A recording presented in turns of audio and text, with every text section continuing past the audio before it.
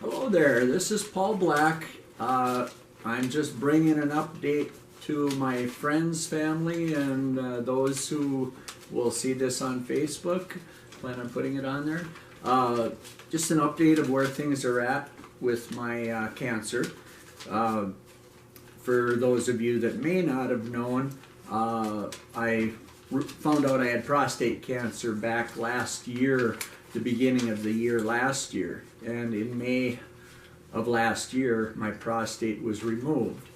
And part of the thing with prostate cancer is if the prostate's removed, they still continue to watch the PSA level, which is prostate specific antigen, which if cancer spreads outside of the prostate, it will show up in the PSA levels if there's something growing still there.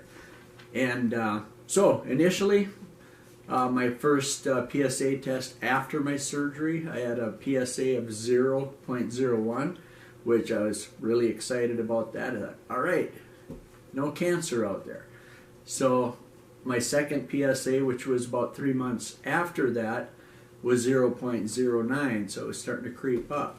And recently now, after I got back from the Philippines, I had my PSA checked once again, and at this time it was 0.20, which if it gets above 0.1, they consider below 0.1 is undetectable for cancer, but being it's at 0.20, they feel that there is something going on there.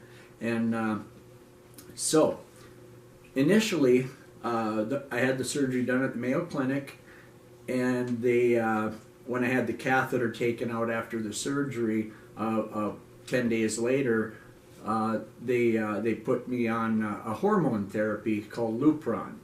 And Lupron is a hormone blocker that slows the growth of cancer. It doesn't heal it, but it slows it down. But it was giving me headaches and things, and being my PSA was as low as it was at that first checkup, I requested not to continue it, and they were good with that. And so with this last checkup with the PSA being 0.2, I thought, well, they're going to want to put me back on Lupron again. The surgeon down there is wanting to just continue to watch the PSA and wait until it gets between 0.5, 0.5, and 1.5. And the reason being is being after the surgery, I'm healed up completely, and so everything is working well as far as continence and those things. That's part of the reason they put me on the Lupron in the first place, is they don't like to do radiation too soon until things heal up properly down there. And so the part of the thing is the Lupron is it's really a kind of a short-term solution, because it only slows the cancer, and it only is effective for maybe 3 to 5 years. So what they want me to do is wait. There's something growing down there, but they want to wait till it gets large enough.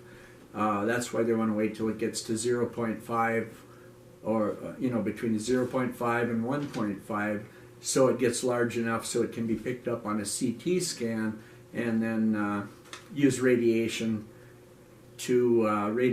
or freezing or some procedure to get rid of what's there.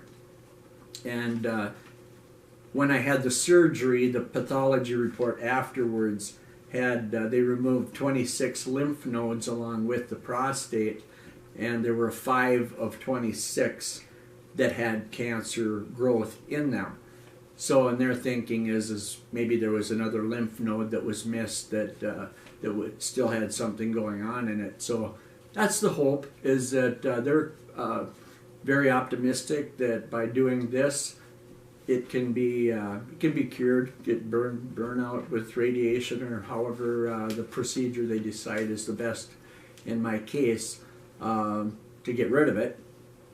And so Kathy and I were talking here just a day or two ago, and we're just taking this one day at a time. You know, I think none of us we don't know what the future holds. And, you know, especially life isn't forever. You know, on this earth, it's not forever. It never has been, and it never will. But I think when you look at cancer and you realize that, hey, this might be different than normal. And I think people have asked, well, how do you feel? Well, I felt good before the surgery, other than the pain, you know, get some pain with being cut on. But I felt fine through this whole thing. And I think that's part of what makes me feel a little bit uncomfortable is I know something's wrong, but you don't even feel it. You know, you don't even feel it. So you're kind of, oh. But anyway, I'm just, like I said, taking it one day at a time. And we're just trusting God that, like I said to somebody yesterday, I believe it was, that it wouldn't hurt my feelings if God were to just heal me rather than do radiation on it. And I believe God's very capable of doing that. So I'm just asking for your prayers and to continue holding Kathy and I up, because this is something that affects everybody in the family. You know, there's that uncertainty, there's that the great unknown, and I've never had a fear of dying. I'm grateful that I was brought up in a God-fearing, God-loving home, and was taught that if I died, I'd be with Jesus one day. And you know, so I have that confidence that worst case scenario, I go to heaven. But at the same time, I've got a lot of reasons to want to be here for my wife, my children, grandchildren, and so many reasons to want to be here and to just live life and serve the Lord and take every day. Hopefully I can help one more person come to Jesus, come to have that understanding that we can have eternal life through Him. So, I don't want to get too long with this video, so that'll be it for now.